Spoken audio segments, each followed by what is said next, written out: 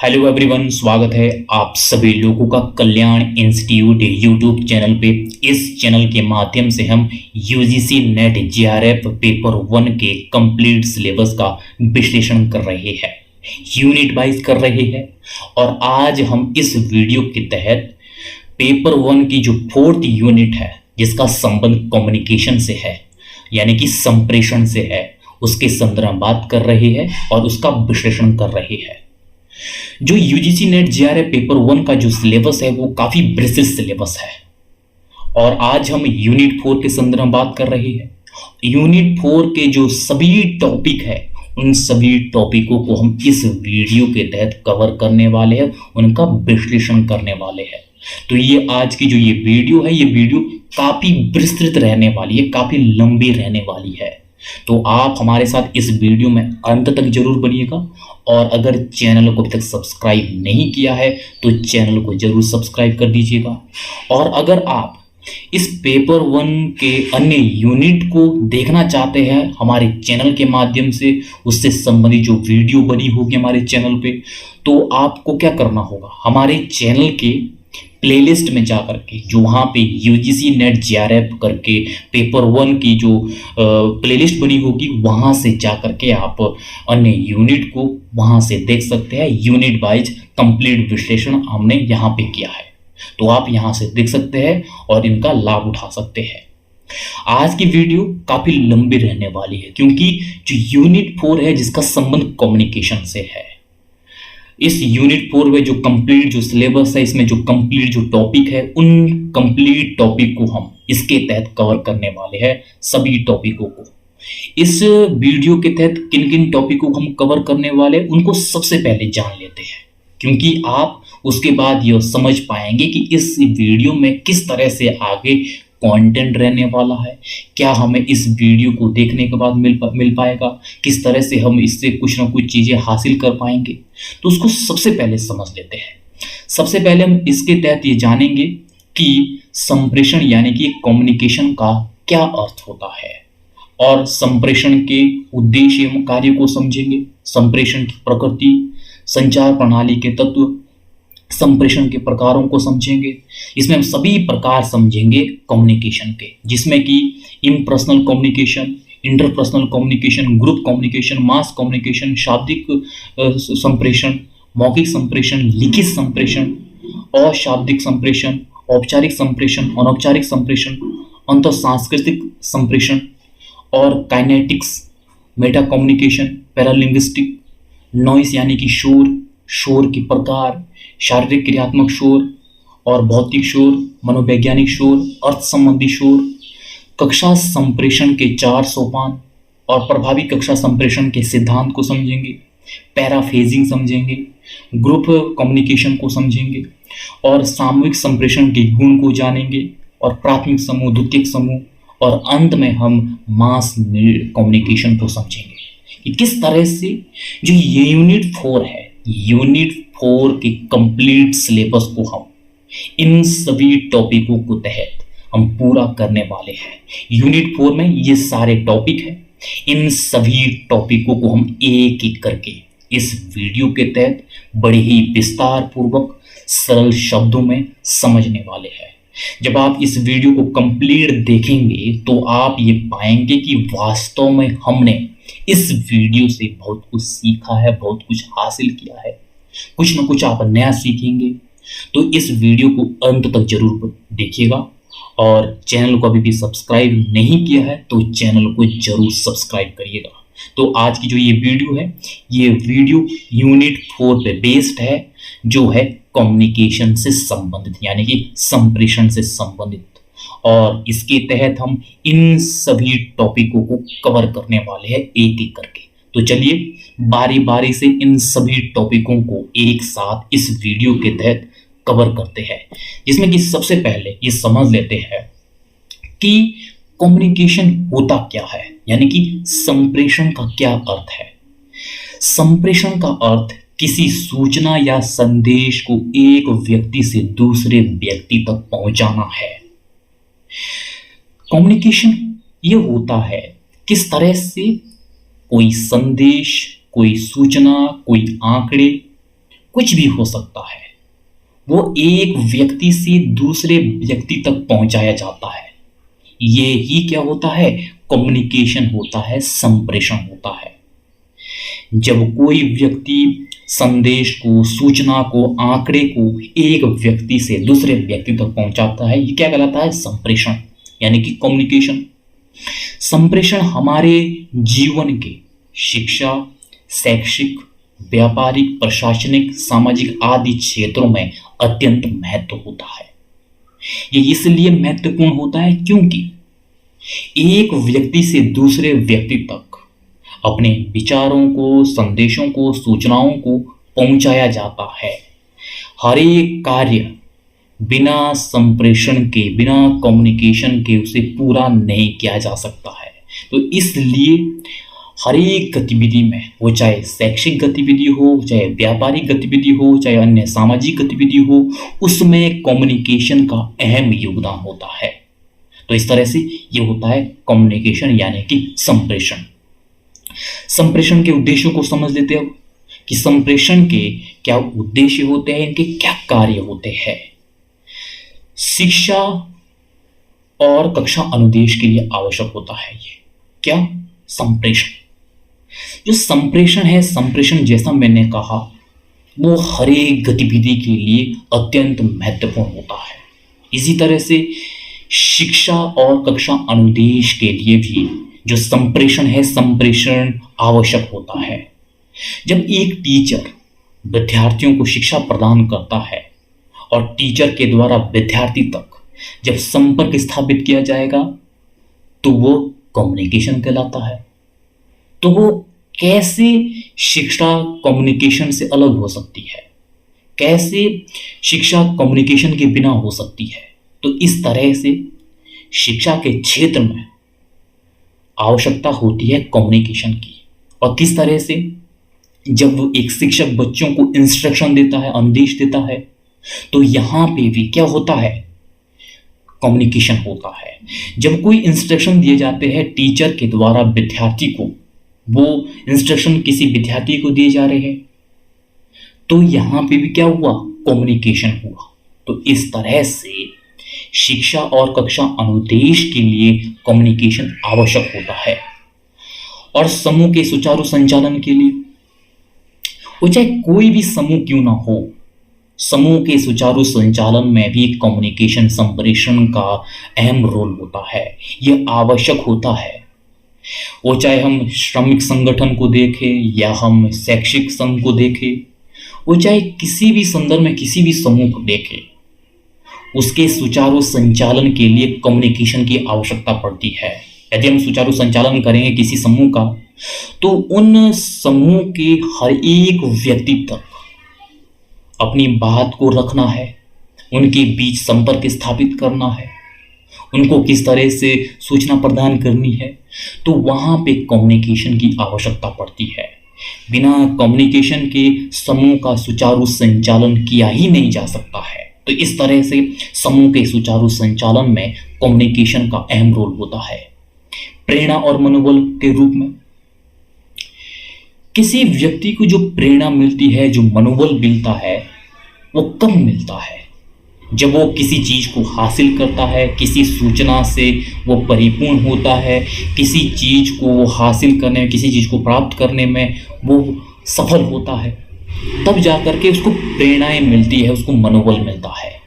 और उस व्यक्ति तक कोई सूचनाएं, कोई जरूरतें, कोई किसी तरह से उस तक संपर्क स्थापित करता है, वो इस रूप में भी हो सकता है कि उस व्यक्ति तक किस तरह से संपर्क स्थापित करने के बाद उसको सांत्वना दिया जा सकता है, उसकी जो मनोबल है, उसके मनोबल में वृद्धि की जा सकती है। तो इस तरह से प्रेरणा और मनोबल के रूप में जो कम्युनिकेशन है, वो कम्युनिकेशन महत्वपूर्ण होता है। इस तरह से व्यवहार नियंत्रण का कार्य, कम्युनिकेशन के द्वारा हम व्यवहार को नियंत्रित कर सकते हैं। किस तरह से अन्य व्यक्ति के साथ संपर्क स्थापित करके उसको प्रेरित कर सकते हैं, उसको किस तरह से अनुशासन के साथ रहना सिखा सकते हैं, जिससे क्या होगा? उसके व्यवहार को नियंत्रित किया जा सकता है। तो यहाँ पे व्यवहार नियंत्रण के कार्य में भी कम्युनिकेशन का अहम रोल होता है। और इसी तरह से सांस्कृतिक मूल्यों को बढ़ाने में सहायक, जब कोई संस्कृति हो, उस संस्कृति के प्रचार प्रसार करना हो, उस संस्कृति का प्रचार प्रसार हम संप्रेषण के माध्यम से कर सकते हैं, कम्युनिकेशन के माध्यम से कर सकते हैं।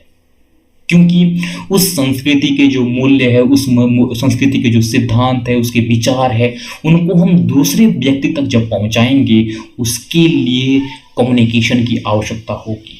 हमें कम्युनिकेट करना पड़ेगा लोगों के साथ, तब जाकर के हम उस संस्कृति के मूल्यों को लोगों तक पहुंचा सकते हैं, उसका प्रचार प्रसार कर सकते हैं।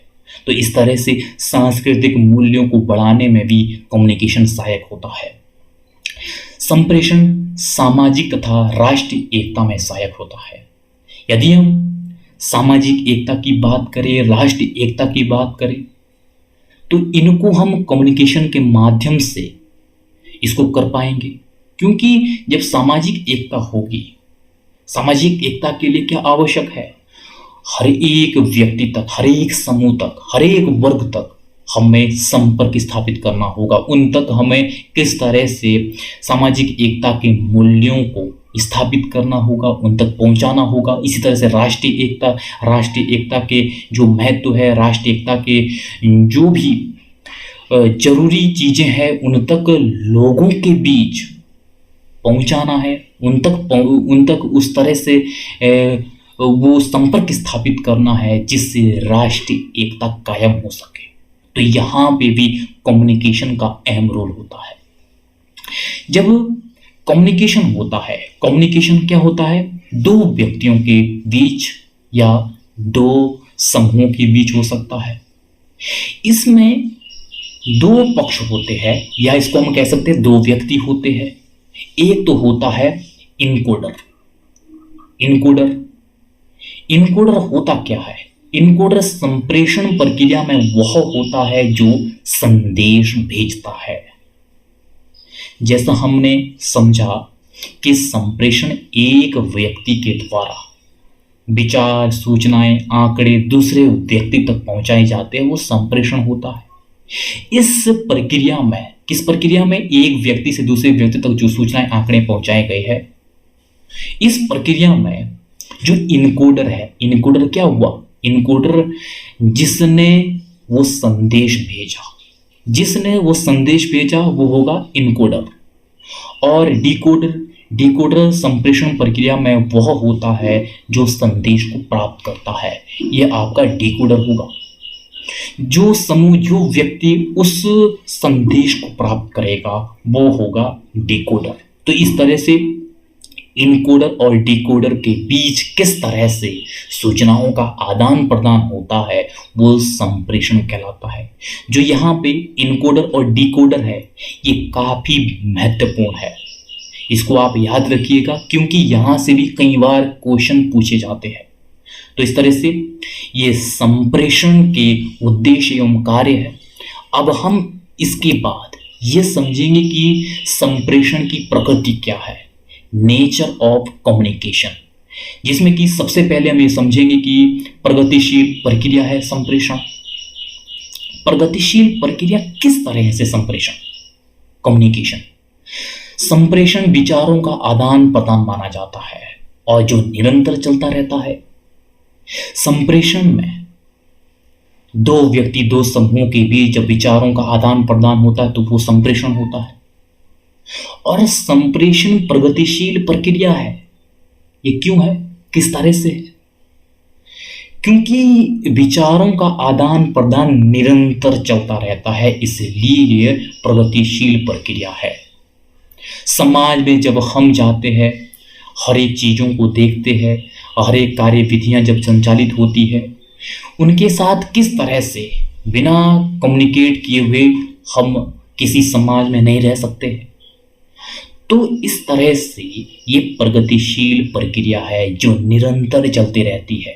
हमें रोजमर्रा की दिनचर्या से लेकर के अपने व्यावसायिक गतिविधियां, शैक्षिक गतिविधियां और सामाजिक अन्य गतिविधियां, उन सब में कम्युनिकेशन हमें करना ही होता है दिन प्रतिदिन। तो तो इस तरह से ये प्रगतिशील प्रक्रिया है जिसमें सूचनाओं का आदान प्रदान निरंतर होता रहता है और ये निरंतर ये प्रक्रिया चलती रहती है। और संप्रेषण एक कौशल है। संप्रेषण वास्तव में एक कौशल है। जो कम्युनिकेशन है वो वास्तव में एक स्किल है, क्योंकि जो व्यक्ति कम्युनिकेशन स्किल में महारत हासिल किए हुए होगा वो वास्तव में इस रूप में अपने कार्यों के संदर्भ में, डिसीजन के संदर्भ में वो बड़ी बेहतरी के साथ वो डिसीजन ले पाएगा, बड़ी बेहतरी के साथ अपने कार्यों को संपन्न कर पाएगा, क्योंकि कम्युनिकेशन वास्तव में एक स्किल है। संप्रेषण एक प्रकार का कौशल है जिसमें 4 प्रकार के कौशल होते हैं, जिसमें कि श्रवण कौशल होता है, वादक कौशल होता है, लेखन कौशल होता है और पठन कौशल होता है। और तीसरा है द्विमार्गीय संदेशवाहक। द्विमार्गीय संदेशवाहक होता है जो कम्युनिकेशन है।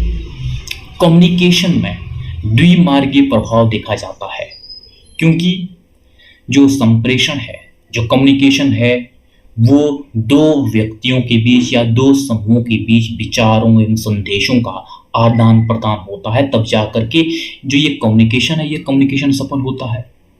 अगर ये हो, यहाँ पे एक व्यक्ति ने संदेश भेजा, उसको प्राप्त करने वाला कोई व्यक्ति ही ना हो, तो ये जो कम्युनिकेशन, ये कम्युनिकेशन हो ही नहीं पाएगा। यहाँ पे 2 लोगों का होना आवश्यक है। वो 2 व्यक्ति हो सकते हैं, वो 2 ग्रुप हो सकते हैं, 2 समूह हो सकते हैं।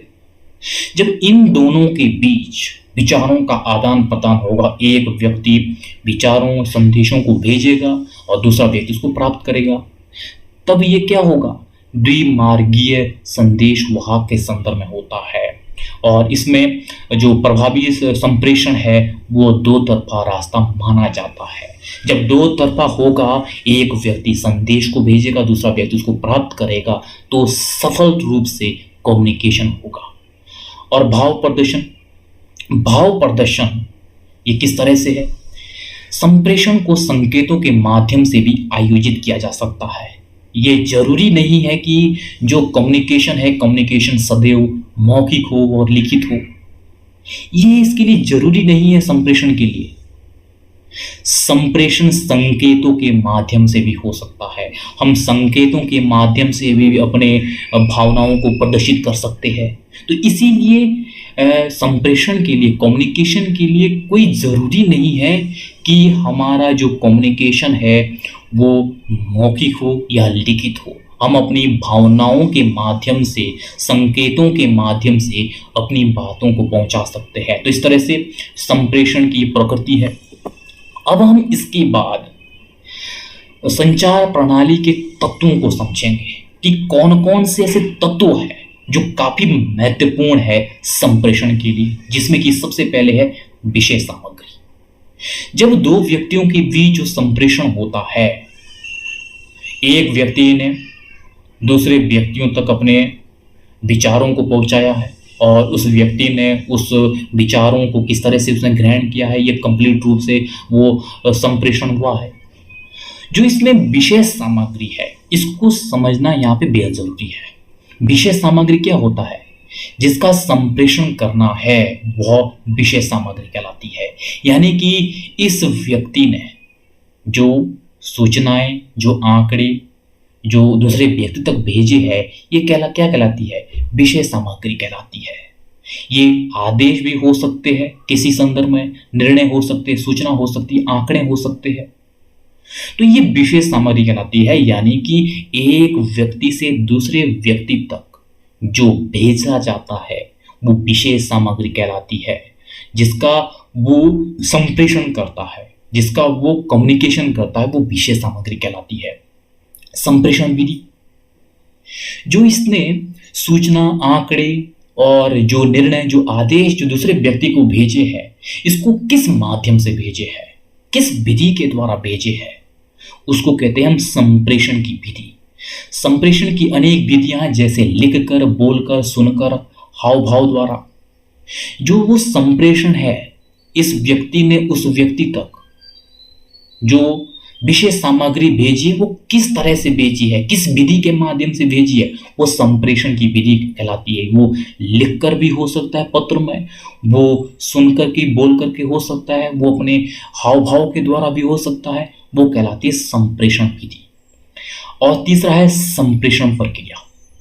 संप्रेषण प्रक्रिया, इसमें संदेश के स्रोत से लेकर के संदेश पहुंचने तक सभी आवश्यक अंग आते हैं, जैसे कि संवाददाता, संवाद माध्यम, संवाद प्राप्तकर्ता आदि। जो संप्रेषण प्रक्रिया है, संप्रेषण प्रक्रिया, ये सब जो घटना घटित है यहाँ पे, ये सभी घटनाएं यहाँ पे संप्रेषण प्रक्रिया कहलाती है।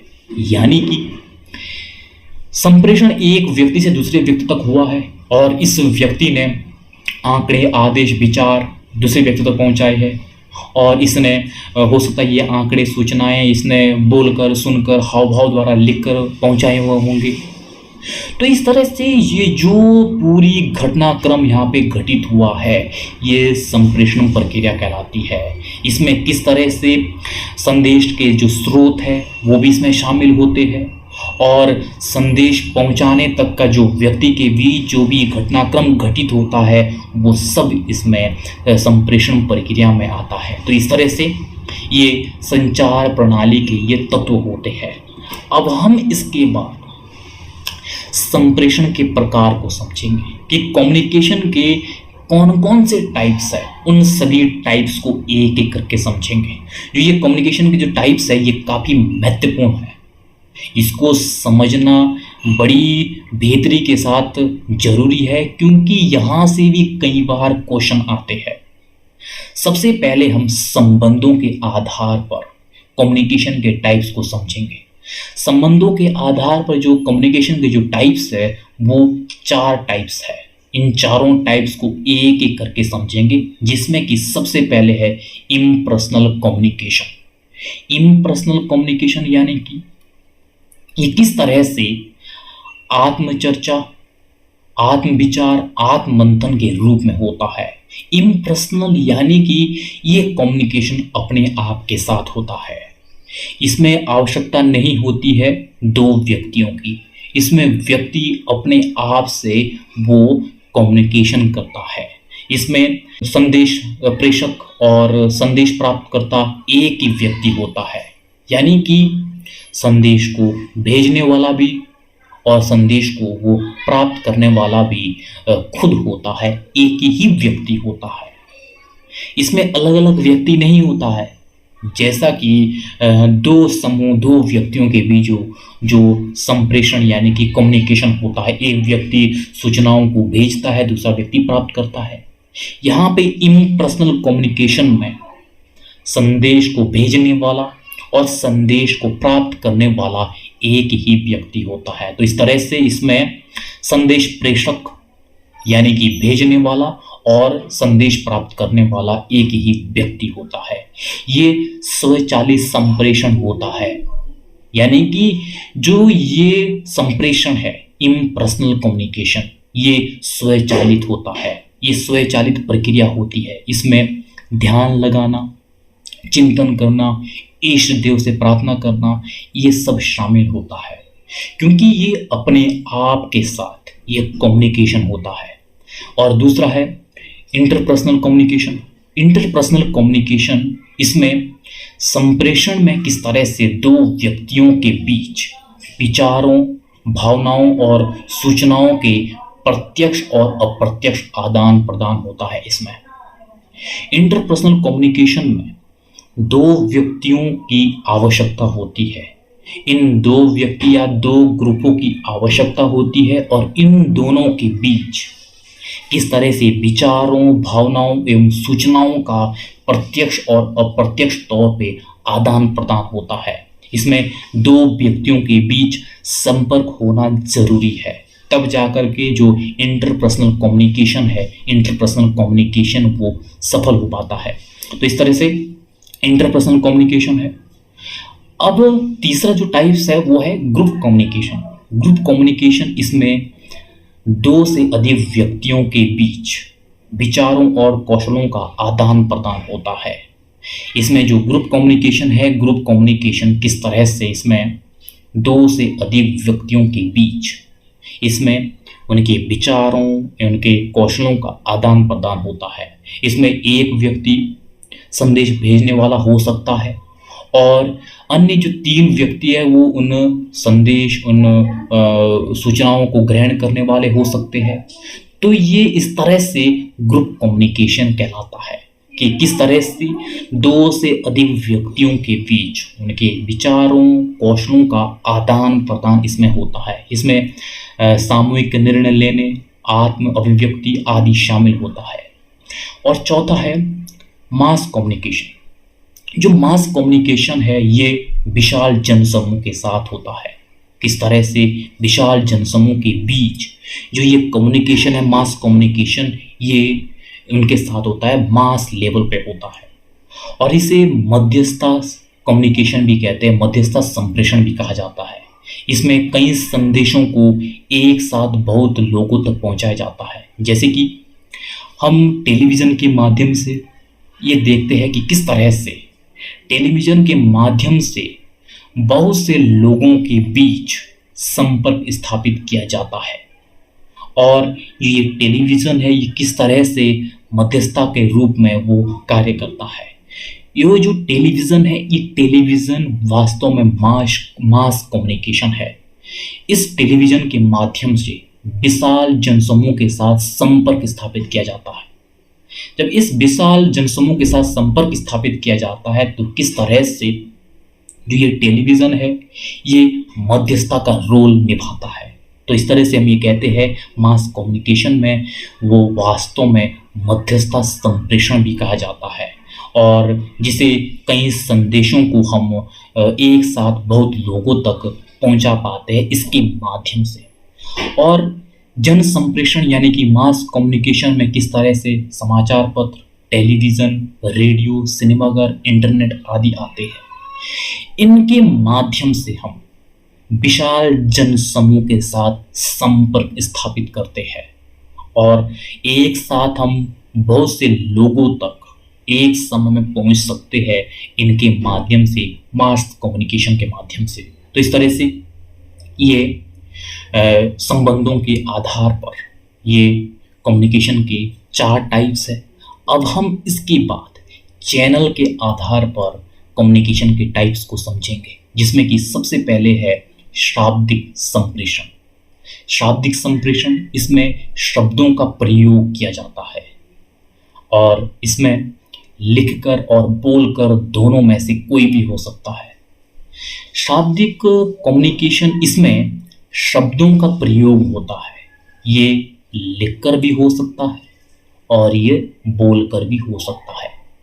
इन दोनों में से कोई भी हो सकता है, सिर्फ और सिर्फ इसमें शब्दों का प्रयोग होता है, वो कहलाते हैं शाब्दिक संप्रेषण। मौखिक संप्रेषण, मौखिक संप्रेषण इसमें क्या होता है, इसमें मौखिक रूप से वाणियों के द्वारा विचारों एवं सूचनाओं का आदान प्रदान किया जाता है। मौखिक संप्रेषण में किस तरह से जो प्रेषक और प्राप्त करता है वो दोनों आमने सामने होते हैं।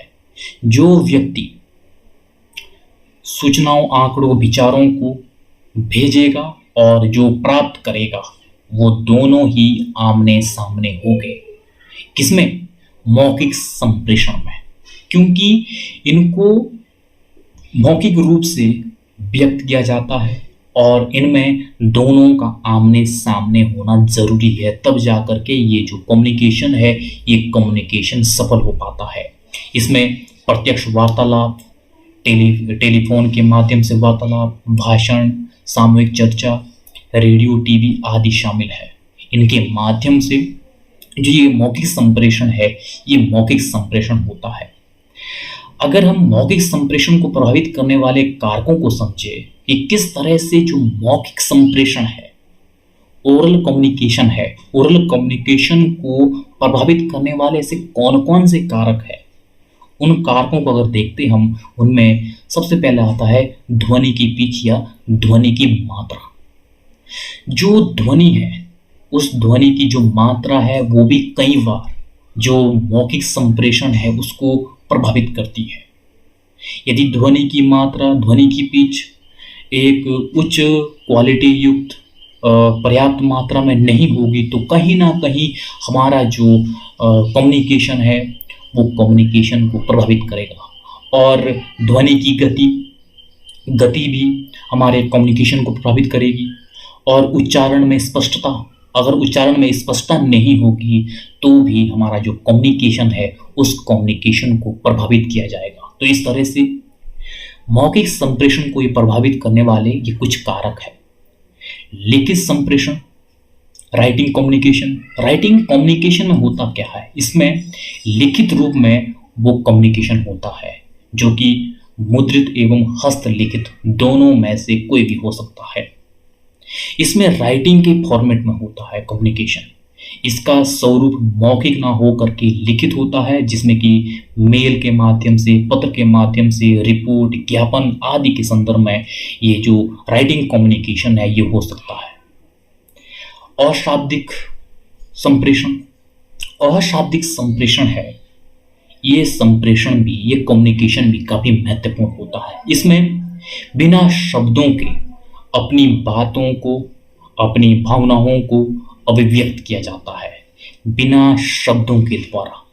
जब ये बिना शब्दों के किया जाएगा तो कैसे किया जाएगा? ये शारीरिक मुद्रा, मुख मुद्रा, स्पष्ट निकटता, वेशभूषा, वाणी संकेत आदि के माध्यम से इसको प्रदर्शित किया जाता है, इसको अभिव्यक्त किया जाता है। अपनी जो भी उसकी भावनाएं हो, जो भी उसने दूसरे व्यक्ति तक उन विचारों को पहुंचाना हो, तो अशाब्दिक संप्रेषण में बिना शब्दों के अपनी बात को पहुंचाया जाता है, जिसमें शारीरिक मुद्रा के माध्यम से और मुख मुद्रा स्पष्ट करके और निकटता के माध्यम से, वेशभूषा के माध्यम से, वाणी के अलग अलग संकेत, अलग अलग टोन करके हम अपने विचारों को लोगों तक पहुंचाते हैं, तो वो अशाब्दिक संप्रेषण कहलाता है।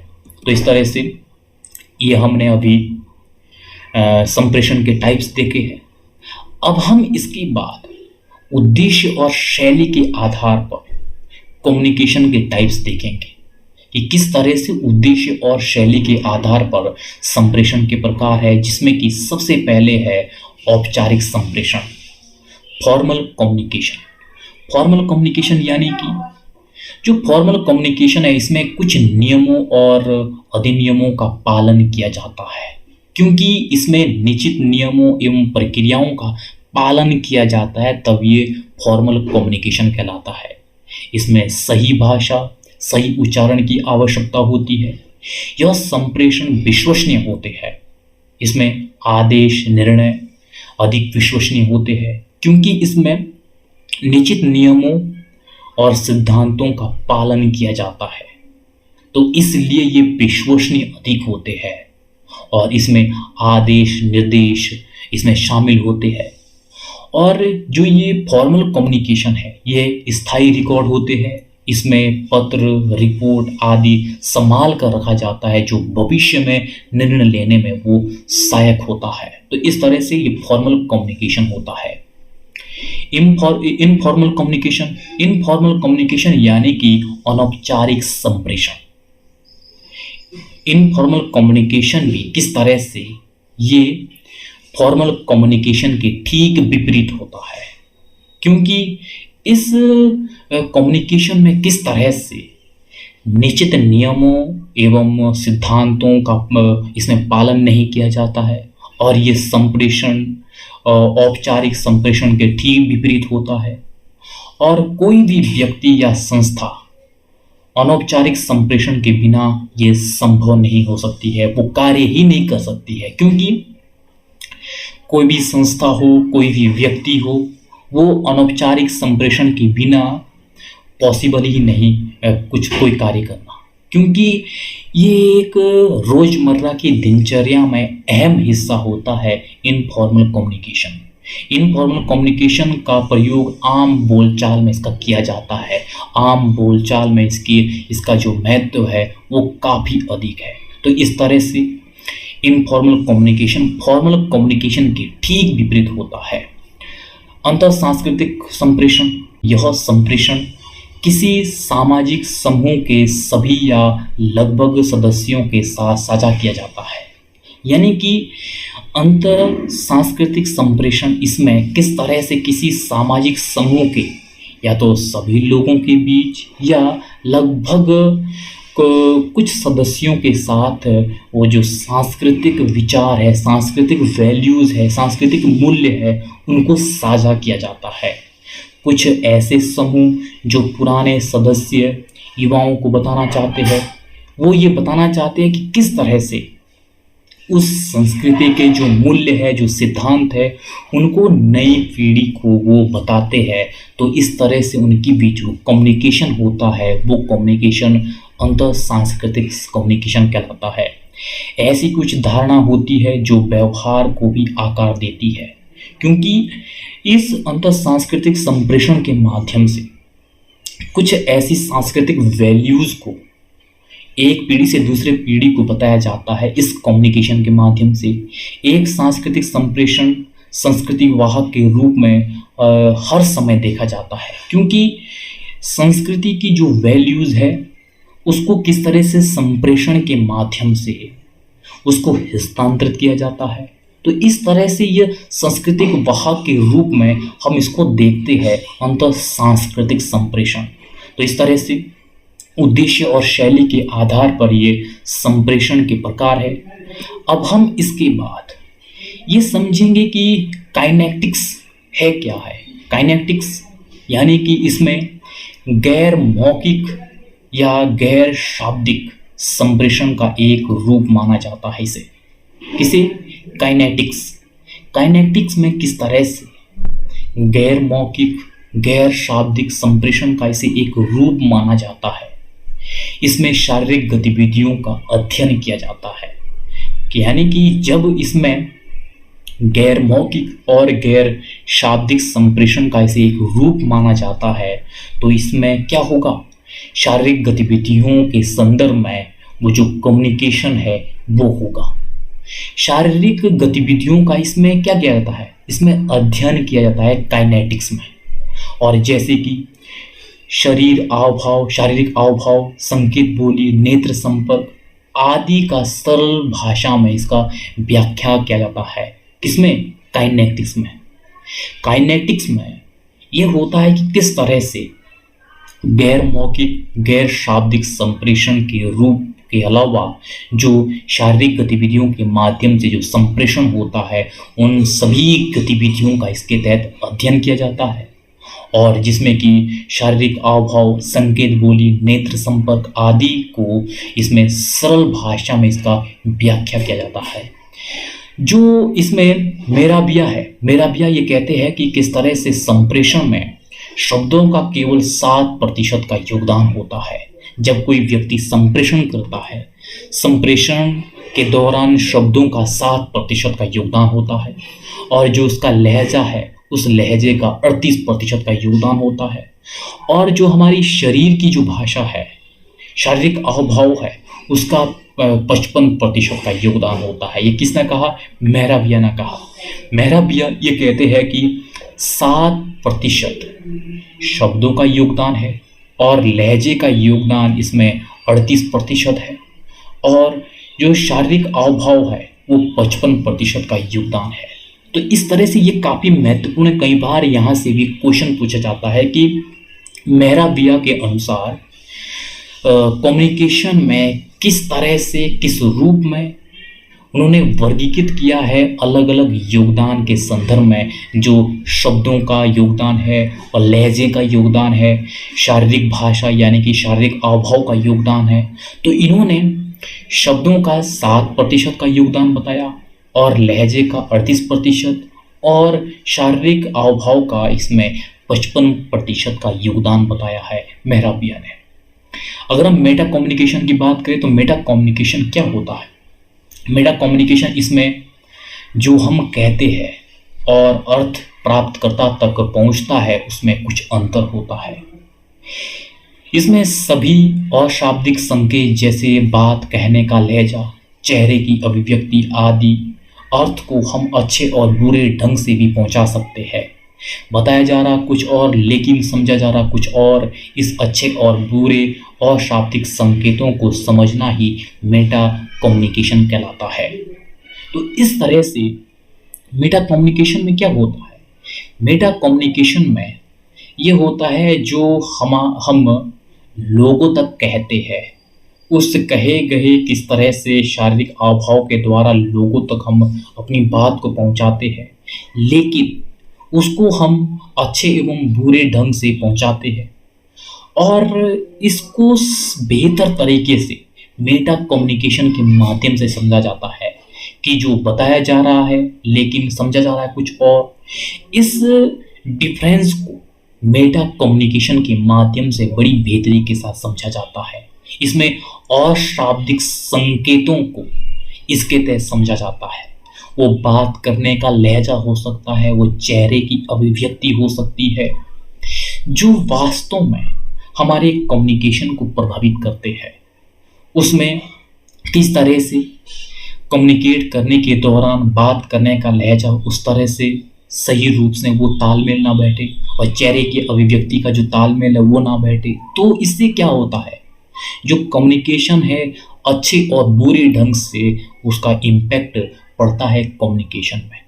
तो इस मेटा कम्युनिकेशन में ये जो डिफरेंस है, इस डिफरेंस को ही समझा जाता है कि बताया जा रहा कुछ और लेकिन समझा जा रहा कुछ और। अच्छे और बुरे अशाब्दिक संकेतों को इसके तहत समझा जाता है मेटा कम्युनिकेशन के तहत। पैरालिंग्विस्टिक में कोई भी शब्द कैसे कहे गए हैं, इसका अध्ययन पैरालिंग्विस्टिक के तहत किया जाता है। आपके द्वारा कहे गए शब्दों का लहजा बहुत कुछ बताता है। पैरालिंग्विस्टिक में कहे गए शब्दों और लहजों के अर्थों में भेद को वर्णित करता है कि किस तरह से आपके द्वारा कहे गए शब्द और लहजे, इसके जो अर्थ है, अर्थ में जो भेद आता है उसको वर्णित किया जाता है। किस तरह से आपके द्वारा कहे गया जो लहजा है, जो बहुत कुछ बताता है। आप कोई बात किसी को कह रहे हैं लेकिन आपका जो लहजा है वो बहुत कुछ बताता है, और इस चीज को बड़ी बेहतरी के साथ पैरालिंग्विस्टिक के माध्यम से वर्णित किया जाता है। तो इस तरह से ये पैरालिंग्विस्टिक है। अब हम इसके बाद नॉइस को देखेंगे कि नॉइस है क्या है, नॉइस किसे कहते हैं, यानी कि शोर। शोर संप्रेषण में एक रुकावट है जो संप्रेषण प्रक्रिया के दौरान किसी भी बिंदु पर प्रकट हो सकती है। जब हम संप्रेषण करते हैं, कम्युनिकेशन करते हैं, इस कम्युनिकेशन के दौरान जो बाधा के रूप में जो भी गतिविधियां होती है उसको हम नॉइस कहते हैं। जो हमारे कम्युनिकेशन को डिस्टर्ब करती है उसको हम नॉइस कहते हैं, शोर कहते हैं। वो एक तरह से हमारे कम्युनिकेशन में, हमारे संप्रेषण में रुकावट पैदा करता है, वो कहलाता है शोर यानी कि नॉइस। अब हम नॉइस के प्रकार को समझेंगे। शोर के कौन कौन से प्रकार है? इसके 4 प्रकार है, जिसमें कि सबसे पहले है शरीर क्रियात्मक शोर। शरीर क्रियात्मक शोर यानी कि ये शरीर से संबंधित है। जब हमारा शरीर सही से काम ना करे, जिसे संप्रेषण प्रभावित हो, जैसे भूख लगना, थकान होना, सरदर्द होना, जो कहीं ना कहीं हमारे संप्रेषण को प्रभावित करते हैं, तो इस तरह से ये शरीर क्रियात्मक शोर कहलाता है। भौतिक शोर। भौतिक शोर क्या है? भौतिक शोर जब संप्रेषण प्रक्रिया के दौरान संप्रेषण सहायक वस्तुएं समस्या करने लगे। जो संप्रेषण में, जो कम्युनिकेशन में सहायक जो वैसी वस्तुएं हैं जिनका हमने प्रयोग किया है, यदि वो वस्तुएं ही समस्या करने लगे तो वो भौतिक शोर कहलाता है। जैसे कि उपकरणों का खराब होना, खराब रोशनी, वातावरण, हॉर्न आदि, इनके द्वारा हमारा कम्युनिकेशन डिस्टर्ब होता है, रुकावट पैदा हो जाती है कम्युनिकेशन में। मनोवैज्ञानिक शोर। मनोवैज्ञानिक शोर, यदि हम मानसिक रूप से परेशान या तनाव में होते हैं तो संप्रेषण में त्रुटियां हो सकती है, तो और जो संप्रेषण को हस्तक्षेप करती है। तो इस तरह से मनोवैज्ञानिक शोर के तहत किस तरह से इसमें हमारी मानसिक स्तर पे जो परेशानियां होती है, जो तनाव होता है, जिससे जो कम्युनिकेशन में वो रुकावट आती है, कम्युनिकेशन अच्छे से नहीं होता है, तो वो मनोवैज्ञानिक शोर कहलाता है, जो हमारी मानसिक स्तर से संबंधित है। अर्थ संबंधी शोर, जैसा शब्द से प्रतीत हो रहा है, ये अर्थ से संबंधित होगा। जब जो शब्द है कम्युनिकेशन के दौरान, जो शब्दों के द्वारा जो हम कम्युनिकेशन कर रहे हैं, शब्द का सही से ना समझ आना और शब्द जाल के कारण जो अर्थ अगर समझ नहीं आते हैं, तो इस कारण से हमें उन अर्थों को समझने में और उन बातों को सही तरीके से हम तक पहुंचने में वो समस्याएं आती है, जिससे संप्रेषण में, जिससे कम्युनिकेशन में रुकावट आती है। तो इस तरह से ये अर्थ संबंधी शोर होता है, जिसमें शब्द सही से समझ ना आए और शब्द जाल के कारण अर्थ समझने में समस्या आती है, तो भी संप्रेषण में समस्या आती है। तो इस तरह से अर्थों के संदर्भ में जो प्रॉब्लम आती है, जिस कारण से जो किसी ने हम तक सूचनाएं भेजी है, हम तक जो अपने विचारों को अभिव्यक्त करने की कोशिश की है, वो अर्थों के कारण अगर हम तक सही तरीके से नहीं पहुंच रहा है, जिससे वो कम्युनिकेशन प्रभावित हो रहा है, वो अर्थ संबंधी नॉइज यानी कि शोर कहलाता है। अब हम इसके बाद कक्षा संप्रेषण के 4 सोपानों को समझेंगे कि किस तरह से कौन कौन से सोपान होते हैं कक्षा संप्रेषण के, जिसमें कि सबसे पहले है विद्यार्थियों में रुचि पैदा करना। कम्युनिकेशन के द्वारा कक्षा संप्रेषण में किस तरह से ये अच्छा खासा ध्यान रखना चाहिए कि विद्यार्थियों में रुचि पैदा करनी चाहिए, विद्यार्थियों को पढ़ने के लिए प्रेरित करना है, वह चाहे सकारात्मक संदर्भ में हो चाहे नकारात्मक संदर्भ में हो, दोनों रूप में हो सकता है। हम सकारात्मक रूप में, नकारात्मक रूप में विद्यार्थियों को पढ़ने के लिए प्रेरित करते हैं। सकारात्मक रूप में इस तरह से कि अगर हम इस तरह से पठन पाठन की क्रियाओं को बड़ी बेहतरी के साथ करेंगे, तो हमारे आगे की जो भी दिनचर्या है, आगे की जो कार्यविधियां हैं, वो बेहतर तरीके से संपन्न होगी। नकारात्मक रूप में ये हो सकती है, अगर आप पठन पाठन की क्रिया सही से नहीं करेंगे तो आपका क्या हाल होने वाला है। आप इस तरह से नकारात्मक रूप में भी छात्रों को प्रोत्साहित करते हैं। तो इस तरह से विद्यार्थियों में यह रुचि पैदा की जाती है संप्रेषण के संदर्भ में। और विषय वस्तु को संगठित करना, पाठ्य पुस्तक को किस तरह से तर्क संगत ढंग से संरक्षित किया जाता है, ये शिक्षक के द्वारा पाठ्य वस्तुओं को बड़ी बेहतरी के साथ किस तरह से तर्क संगत तरीके से विद्यार्थियों के समक्ष रखा जाता है, जो जिसमें कम्युनिकेशन का अहम रोल होता है। और उद्देश्यों के अनुरूप पुनरावलोकन करना, ये किस तरह से पुनरावलोकन इस तरह से उद्देश्यों के अनुरूप होना चाहिए, जिसमें छात्रों के महत्व पर बल देना चाहिए। जानकारी प्राप्त करने के लिए छात्रों को हर समय उनको प्रोत्साहित करना चाहिए। ये तब होगा जब हम बेहतर तरीके से छात्रों के साथ संपर्क स्थापित करेंगे, छात्रों के महत्व पर बल देंगे कि छात्रों को वास्तव में किस चीज़ की नीड्स है, क्या उनकी कमियां है, किस तरह से हमें उन कमियों को दूर करना है और उनको हर समय अपडेट करना है, जानकारी उनको देनी है और उनको और अधिक जानकारी को प्राप्त करने के लिए हर समय प्रोत्साहित करना है। और चौथा है फीडबैक, प्रतिपुष्टि। समझ आ रहा है या उनको नहीं आ रहा है जो कक्षा में पठन पाठन की क्रियाएं हो रही है उनके माध्यम से, तो उनका फीडबैक लेते रहना चाहिए, ताकि हमें ये मालूम हो सके कि किस तरह से हमें जो टीचिंग करवा रहे हैं वो वास्तव में सफल तरीके से संपन्न हो रही है या नहीं हो रही है। फीडबैक से हमें ये मालूम होता है कि किस तरह से हमें और इम्प्रूवमेंट की आवश्यकता होती है। तो इस तरह से ये कक्षा संप्रेषण के 4 सोपान है। अब हम प्रभावी कक्षा संप्रेषण के सिद्धांतों को समझ लेते हैं कि कौन कौन से ऐसे सिद्धांत है जो प्रभावी कक्षा संप्रेषण के संदर्भ में हो सकते हैं। इसके 4 प्रमुख सिद्धांत हैं जिनको हम एक एक करके समझेंगे, जिसमें कि सबसे पहले है शिक्षकों के लिए सिद्धांत। प्रभावी कक्षा संप्रेषण के लिए कुछ शिक्षकों के लिए भी ऐसे सिद्धांत है जिनका ध्यान रखना जरूरी है। आसपास के वातावरण के प्रति संवेदनशील होना। जब कक्षा में एक टीचर के द्वारा टीचिंग करवाई जाती है इसमें एक शिक्षक को ये ध्यान रखना चाहिए कि आसपास का जो वातावरण है वो किस तरह से होना चाहिए, किस तरह से उसके प्रति संवेदनशील उसे होना चाहिए, वो पठन पाठन के अनुरूप भी होना चाहिए, वो किस तरह से वहाँ पे कक्षा में बेहतर तरीके से लोगों के बीच संवाद हो सके उसका भी ध्यान रखना चाहिए। और विषय वस्तु में दक्षता का विकास होना चाहिए शिक्षक का।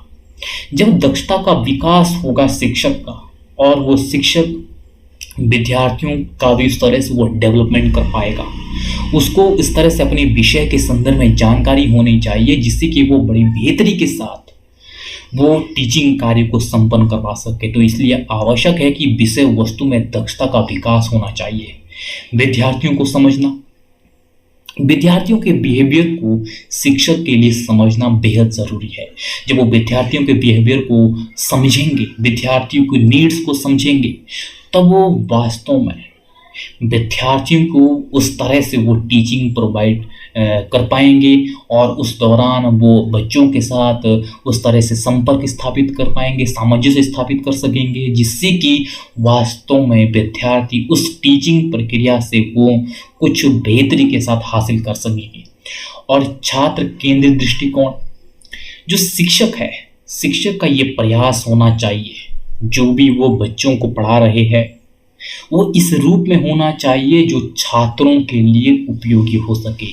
छात्रों को केंद्र में रख करके हर कार्य करना चाहिए।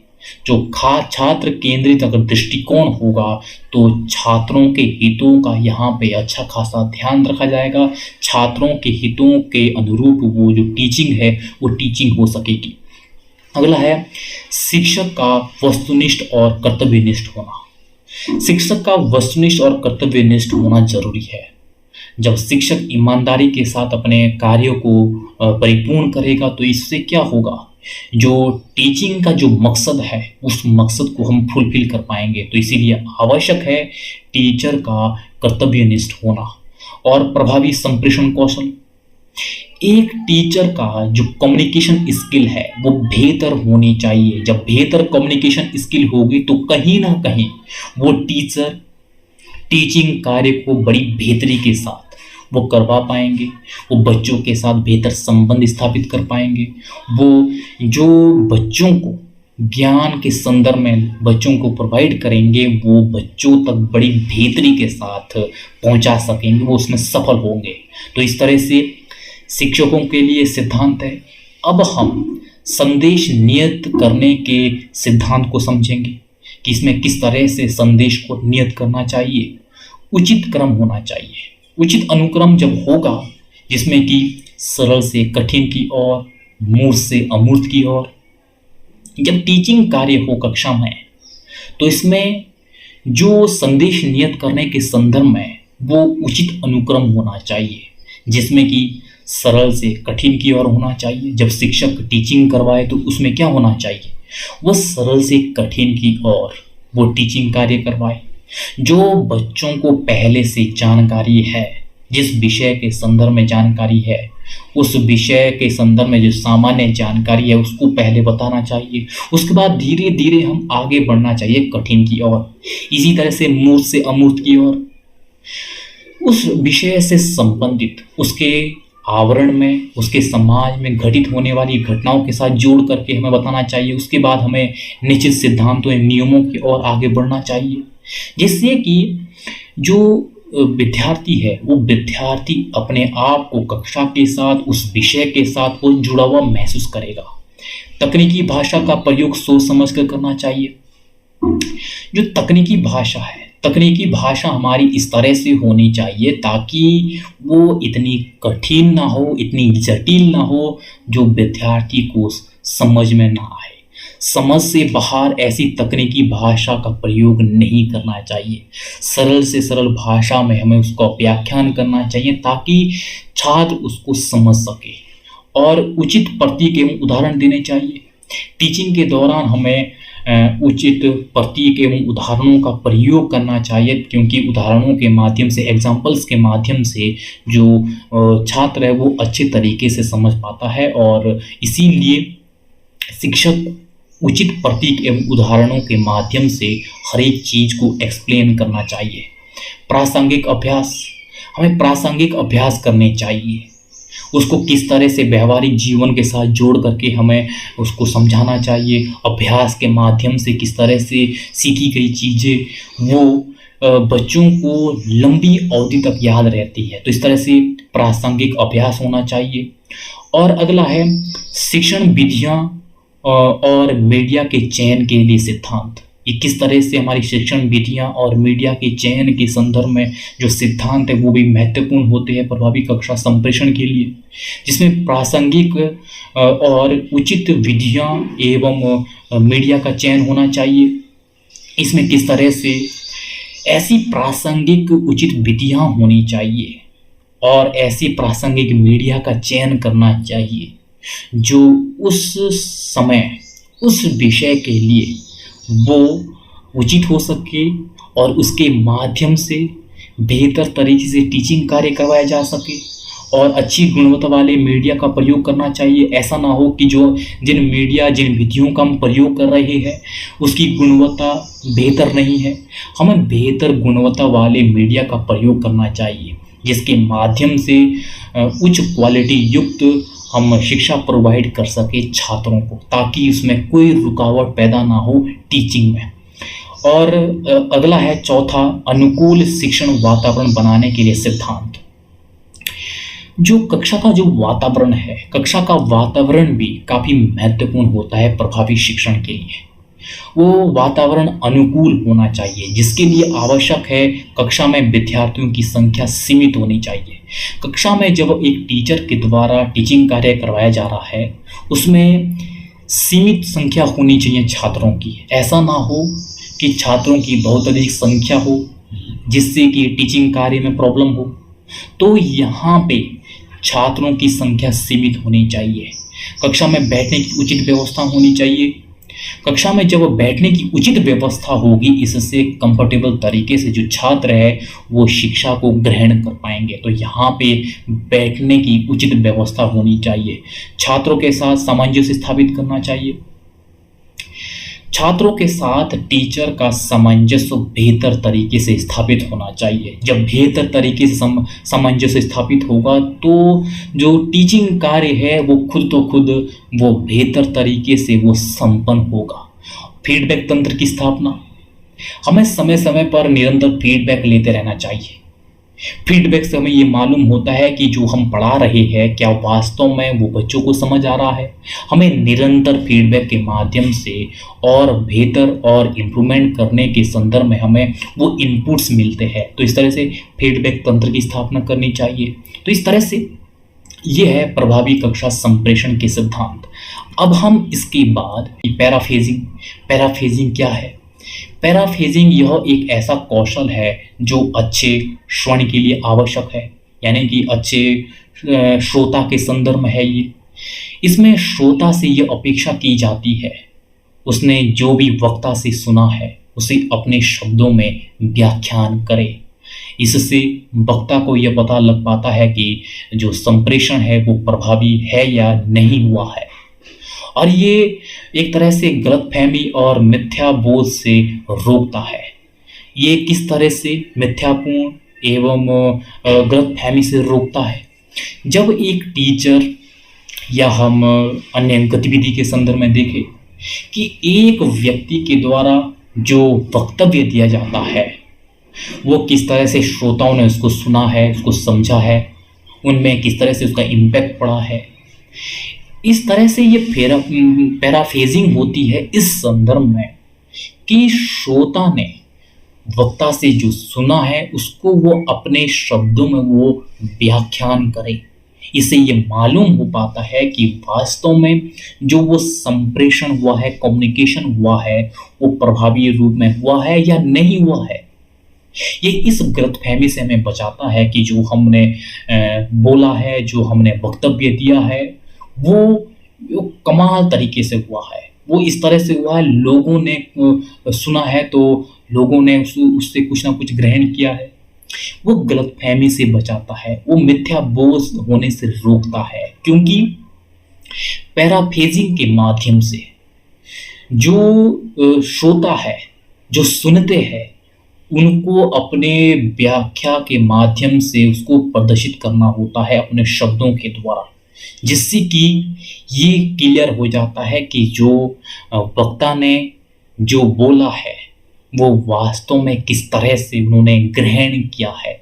तो इस तरह से वो ये पैराफ्रेजिंग होती है, वक्ता से सुने गए जो विचार है, जो भी उसके जो भी वक्तव्य है, उससे जो भी उन्होंने सुना है उसको अपने शब्दों में उनके द्वारा उसकी व्याख्या की जाती है। अब ग्रुप कम्युनिकेशन को देख लेते हैं। ग्रुप कम्युनिकेशन क्या है? यह समूह सामाजिक संगठन का एक रूप है। ये किस तरह से? ग्रुप कम्युनिकेशन एक तरह से सामाजिक संगठन का ही एक रूप होता है और यह लक्ष्य प्राप्त करने के लिए एक दूसरे के साथ वार्तालाप करते हैं, स्वयं को वह समूह के भाग के रूप में देखते हैं। जो ग्रुप कम्युनिकेशन है, ग्रुप कम्युनिकेशन किस तरह से, इसमें दो से अधिक व्यक्ति होते हैं, इन दो से अधिक व्यक्तियों के बीच किस तरह से कम्युनिकेशन होता है और ये सामाजिक संगठन का ही एक रूप होता है। ये सामाजिक संगठन का जब एक रूप होता है, किस तरह से यह आपस में चर्चा के संदर्भ में हो सकता है, ये कम्युनिकेशन किस तरह से ये वो आपस में डिसीजन ले सकते हैं, तो इस संदर्भ में भी हो सकता है। जो ये ग्रुप कम्युनिकेशन है, यह लक्ष्य प्राप्त करने के लिए एक दूसरे के साथ जो वार्तालाप करते हैं, तो इस संदर्भ में ये काफ़ी महत्वपूर्ण होते हैं, क्योंकि इनमें आपस में सभी के बीच में किस तरह से ग्रुप के संदर्भ में जो कम्युनिकेशन होता है, इसमें वो किसी व्यावसायिक ग्रुप के संदर्भ में यह हम देख सकते हैं किस तरह से वो अपने लक्ष्य को प्राप्त करने के लिए एक दूसरे के साथ वो वार्तालाप करते हैं। और हर एक व्यक्ति जो इस ग्रुप में होता है, वो हर एक व्यक्ति स्वयं को समूह का एक भाग के रूप में देखता है, क्योंकि वो इस समूह का एक अंग होता है और उसकी पूरी हिस्सेदारी होती है, पूरी इसकी भागीदारी होती है इस ग्रुप में। और ये जो ग्रुप कम्युनिकेशन है, ग्रुप कम्युनिकेशन इस संदर्भ में होता है। सामूहिक संप्रेषण के गुण, सामूहिक संप्रेषण के गुण के संदर्भ अगर हम देखते हैं, ये इस संदर्भ में होता है। जब हमने यहाँ पे देखा है कि हर एक व्यक्ति स्वयं को इस समूह का भाग के रूप में वो अपने आप को देखता है, तो इससे क्या होता है, हम की भावना इसमें विकसित होती है। इसमें हम की भावना विकसित होती है और जो भी इसमें डिसीजन होते हैं, वो डिसीजन सभी के संदर्भ में होते हैं, जिसमें कि सामान्य हित देखे जाते हैं और इनमें परस्पर संबंध होते हैं, इनमें आपस में संबंध होते हैं।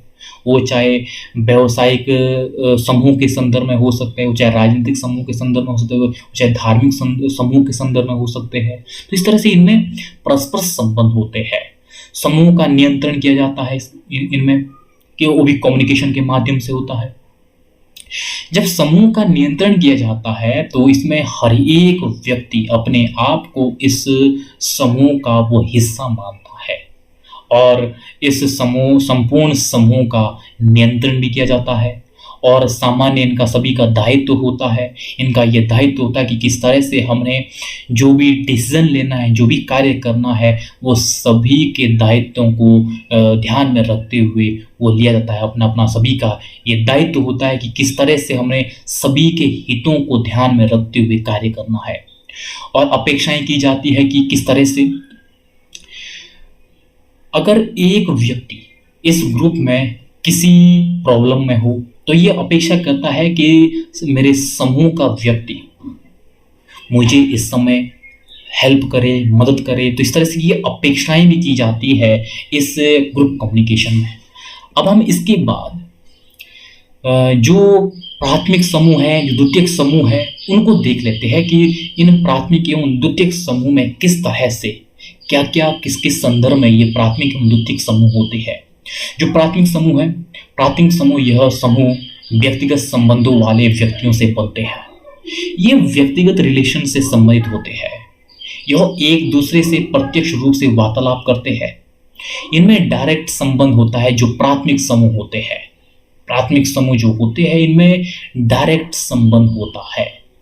और इन समूह के किस तरह से व्यक्तिगत संबंध होते हैं आपस में, ये प्राथमिक समूह में। जैसे कि परिवार हो गया, क्रीड़ा समूह हो गया, श्रमिक समूह होता है, अपना समुदाय होता है।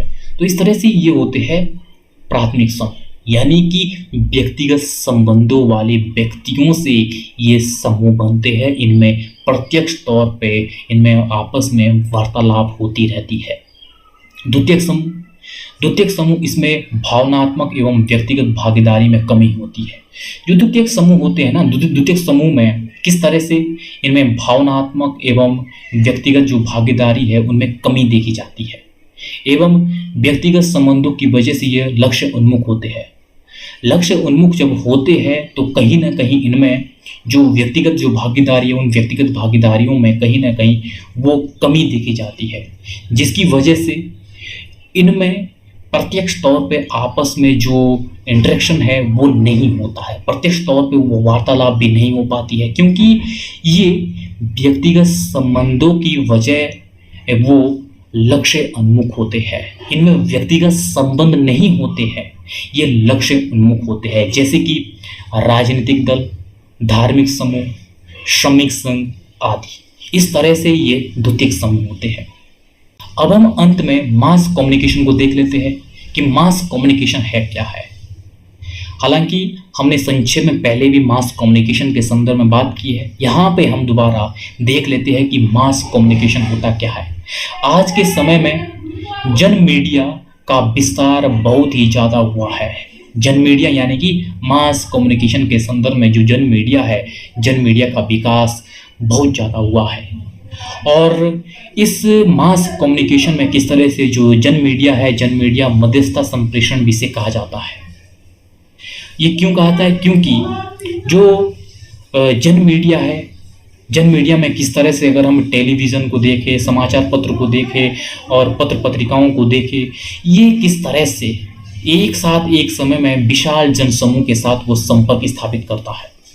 जब वो एक साथ विशाल जनसमूह के साथ संपर्क स्थापित करता है तो कहीं ना कहीं जो जन मीडिया है, जो यहाँ पे टेलीविज़न है, पत्र पत्रिका है, ये मध्यस्थता संप्रेषण के रूप में इसे जाना जाता है। इसमें कई संदेशों को एक साथ बहुत से लोगों तक पहुँचाया जाता है, और जैसे कि समाचार पत्र, टेलीविज़न, वीडियो, सिनेमाघर आदि आते हैं इसके अंतर्गत। तो इस तरह से ये मास कम्युनिकेशन है।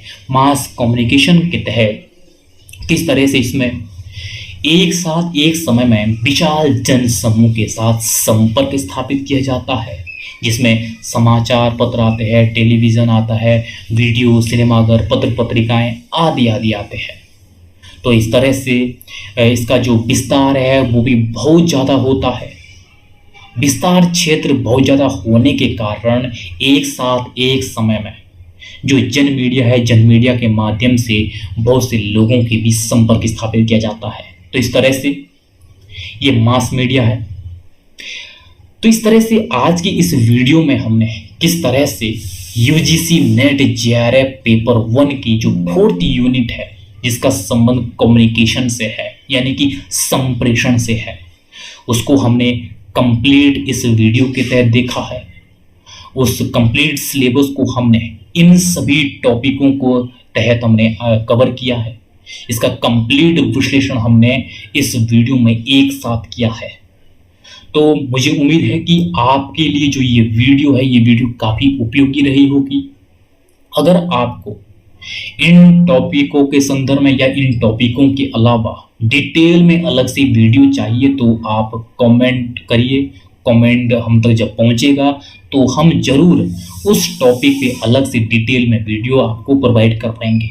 और यदि आपको हमारे इस वीडियो या अन्य वीडियो के संदर्भ में फीडबैक देना है तो आप हमें फीडबैक दे सकते हैं। वो चाहे स्ट्रॉन्ग से स्ट्रॉन्ग फीडबैक भी क्यों ना हो, हम उस फीडबैक पे जरूर अमल करेंगे।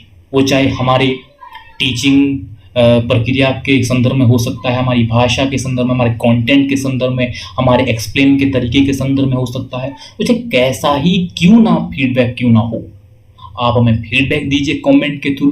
हम आपके फीडबैक पे जरूर अमल करेंगे और अपने कंटेंट को इम्प्रूव करने का जरूर प्रयास करेंगे। तो आप हमें फीडबैक जरूर दीजिएगा। और अगर चैनल को अभी भी सब्सक्राइब नहीं किया है तो चैनल को जरूर सब्सक्राइब करिएगा आज हमने यूजीसी नेट जेआरएफ का जो फर्स्ट पेपर है, जो फोर्थ यूनिट है, उस फोर्थ यूनिट के तहत इन सभी टॉपिकों को कवर किया है। तो आप सभी लोगों का बहुत बहुत शुक्रिया।